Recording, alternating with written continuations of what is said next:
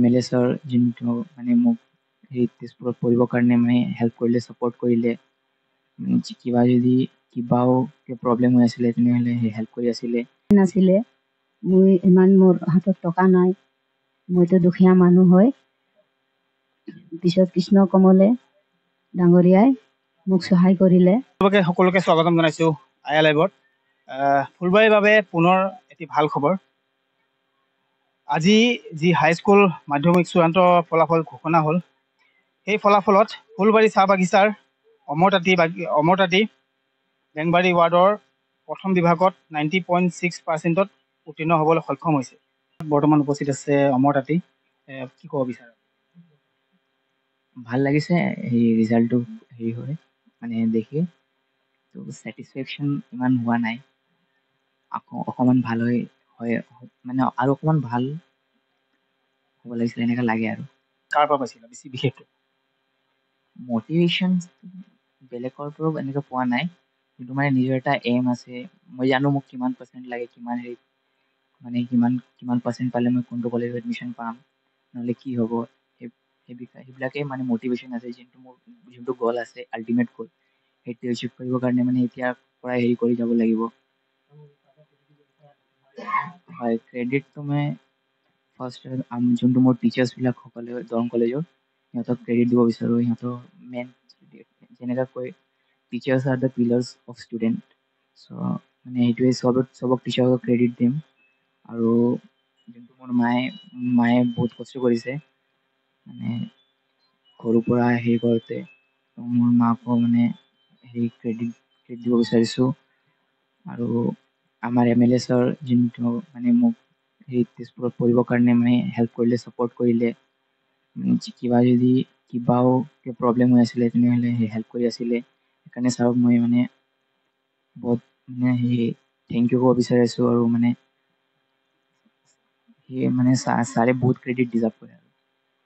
ইয়াতে কথা সুধিব বিচাৰোঁ, বিধায়ক কৃষ্ণকুমাৰ তাঁতী ডাঙৰীয়াই তুমি ক'লা যেনেকৈ সহায় কৰিছিলে, কিমানখিনিলৈকে আৰু কিমানখিনি ছাপোৰ্ট পালা তুমি? ছাপৰ্ট মানে যোনটো মই তেজপুৰত থাকি আছিলোঁ পিজিত, তো পিজিৰ ৰেণ্টটো দি আছিলে। আৰু এনেকৈ কিবা যদি কলেজত জৰুৰত হয়, কিবা ফিজ চিজ দিব লাগে, ৰেজিষ্ট্ৰেশ্যন কিবা এনেকৈ হৈ থাকে, তো সেইবিলাকত হেৰি কৰি আছিলে, হেল্প কৰি আছিলে। আজি গোটেই অসমত উচ্চতৰ মাধ্যমিক মানে চূড়ান্ত বৰ্ষৰ ফলাফল ঘোষণা কৰিলে শিক্ষা বিভাগে। আৰু এই ফলাফল ঘোষণাৰ পিছত আমি আমাৰ চাহ বাগিচাৰ, ফুলবাৰী বাগান চাহ বাগিচাৰ মানে খুব শিক্ষিত যুৱক বুলি ক'ব পাৰি, খুব চোকা ল'ৰা। আৰু তেওঁ পিতৃহীনা, তেওঁৰ মাকে বাগিচাত কাম কৰি পেলাই ল'ৰাটোক পঢ়াই আছে।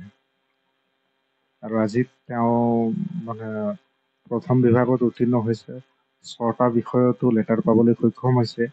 ইয়াৰ আগতো তেওঁ 2022 চনত মেট্ৰিক পৰীক্ষাটো 6টা বিষয়তে লেটাৰ লৈ পেলাই পাছ কৰিছিলে। আৰু আমাৰ ৰঙাপাৰা সমষ্টিৰ যুৱ বিধায়ক শ্ৰদ্ধা কৃষ্ণকমল তাঁতী ডাঙৰীয়াই তেখেতক তেখেতৰ ফালৰ পৰা যিখিনি কৰণীয় আছিলে, তেওঁৰ জৰিয়তে তেওঁ সেইখিনি সাহাৰ্য আগবঢ়াই ল'ৰাটোক আগবঢ়াই নিয়াত সহায় কৰিছিলে। আৰু ল'ৰাজনেও বিধায়কজনে যেনেধৰণে সহায় সহযোগ কৰিছিলে, সেই সহায় সহযোগ কৰাটোৰ মানে মূল্য হিচাপে তেখেতকো মানে নিৰাশ কৰা নাছিলে। আৰু ল'ৰাজন আজি মানে ভাল ফলাফল কৰাত আমি সঁচাকৈ গৌৰৱান্বিত হৈছোঁ। আৰু আমাৰ ফুলবাৰী চাহ বাগিচাৰ যথেষ্ট মানে আজিৰ তাৰিখত এই ল'ৰাজনৰ কাৰণে আজিৰ দিনটোত যথেষ্ট চৰ্চা হৈছে। সকলোৱে ল'ৰাটোৰ মানে শলাগ লৈছে। বহুত ল'ৰা ছোৱালীয়ে যথেষ্ট সা সুবিধা পায়, শিক্ষা ক্ষেত্ৰতেই হওক বা খেলৰ ক্ষেত্ৰতেই হওক। মাক দেউতাকৰ পৰা যথেষ্ট সহায় সহযোগ পায়, ধন টকা পইচা পায়, কিন্তু শিক্ষাত মানে তেওঁলোকে উন্নত প্ৰদৰ্শন কৰিব নোৱাৰে। কিন্তু দৰিদ্ৰতা আৰু অভাৱে মানুহৰ মানে ভৱিষ্যত উজ্জ্বল কৰাত বা ভৱিষ্যত মানে পথত আগুৱাই যোৱাত হেঙাৰ হ'ব নোৱাৰে। যে তাৰ জ্বলন্ত উদাহৰণ মোৰ কাষত বহি থকা অমৰতাঁতী। তেওঁক লৈ পেলাই আমি গৌৰৱান্বিত যে তেওঁ আমাৰ অঞ্চলটোৰ নাম মানে ভৱিষ্যতৰ কাৰণে উজ্বলাই থৈ গ'ল। ইয়াৰ আগলৈকে তেওঁৰ দৰে মানে ভাল ফলাফল দেখাব পৰাকে আমাৰ এই বেংবাৰী লাইনটোত, ফুলবাৰী চাহ বাগিচাৰ বেংবাৰী লাইনটোত যথেষ্ট ছাত্ৰ ছাত্ৰী আছিলে, কিন্তু তেওঁৰ দৰে ফলাফল কঢ়িয়াই আনিবলৈ সক্ষম কোনো হোৱা নাছিলে। কেইদিনমান আগতে আমাৰ ইয়াৰে ছোৱালী এজনীয়ে মানে হাইস্কুল শিক্ষান্ত পৰীক্ষাত ফাৰ্ষ্ট ডিভিজন পাবলৈ সক্ষম হৈছিলে আজিৰ পৰা এসপ্তাহমান আগতে। তাৰপিছত এই ল'ৰাজনে আকৌ মানে 2022 চনত যেনেকৈ মেট্ৰিকত পাছ কৰি পেলাই ফাৰ্ষ্ট ডিভিজনত মানে ভাল ফলাফল আনিবলৈ সক্ষম হৈছে, তাতকৈ উন্নত পৰ্যায়ত এইবাৰ আনিছিলে। যোৱাবাৰ তোমাৰ কিমান আছিলে? যেতিয়া মেট্ৰিকত পাছ কৰিছিলে কিমান আছিলে তোমাৰ পাৰ্চেণ্টেজ? 94.17 94.17 আৰু এইবাৰ 90.6 মানে তেওঁ মেট্ৰিকতকৈ অকণমান আগুৱাইছে। মেট্ৰিকত তেওঁ যিমানটো পাৰ্চেণ্টেজ ল'ব পাৰিছিলে তাতকৈ বেছি পাৰ্চেণ্টেজ পাবলৈ সক্ষম হৈছে। আৰু তেওঁৰ ভৱিষ্যত আমি উজ্জ্বল কামনা কৰিছোঁ। আৰু ভৱিষ্যতৰ দিনত আমাক তেওঁৰ শিক্ষা জীৱনটোত যদি কিবা কৰণীয় কৰিবলগীয়া থাকে, আমাৰ দ্বাৰা সহায় সহযোগ কৰিবলগীয়া যদি থাকে, আমাৰ সামৰ্থ্য অনুযায়ী তেওঁক মানে কৰি যাম। তেওঁৰ পৰিয়ালটোৰ লগত আমি সদায় আছোঁ। আৰু মোৰ মানে ভাতৃয়ে হয় তেওঁ, আমাতকৈ যথেষ্ট সৰু, আৰু ল'ৰাটোক সৰুৰ পৰাই পাইছোঁ। তাৰ ভৱিষ্যত উজ্জ্বল কামনা কৰিছোঁ। ধন্যবাদ। আৰু লগতে মোৰ আছে অমৰতাঁতীৰ মাক।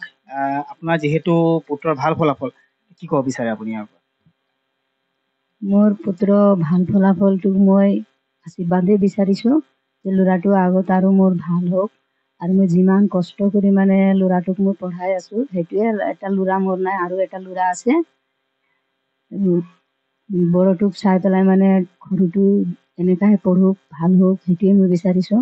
আৰু ল'ৰা নিচিনা মানে আল্টু ফাল্টু নহওক, ভাল হওক, মানুহ দুটা চালে মানে ভাল বুলি কওক, সেইটোৱে মই বিচাৰিছোঁ। আৰু মই মেট্ৰিকৰ পৰা মই পঢ়ালোঁ স্কুলত। মেট্ৰিকৰ পিছত যেতিয়া মোৰ ল'ৰাটো মানে মেট্ৰিক পাছ কৰিলে আৰু এতিয়া কলেজত পঢ়াবলগীয়া হ'লে, তেতিয়া মানে মোৰ উপায় নাছিলে। মোৰ হাতত টকা নাই, মইতো দুখীয়া মানুহ হয়। পিছত কৃষ্ণ কমলে ডাঙৰীয়াই মোক সহায় কৰিলে, আৰু মোৰ ল'ৰাটোক যিমান মানে খৰচা পাতি যিমান লাগে বিজিত স্কুলত, তাৰ বেমাৰ দুখৰ মানে চবখিনি মানে সিয়ে ল'লে। আৰু 2 বছৰ কৃষ্ণ কমল ছাৰে মানে পঢ়ালে। কৃষ্ণ কমলক ধন্যবাদ দিব বিচাৰিছোঁ।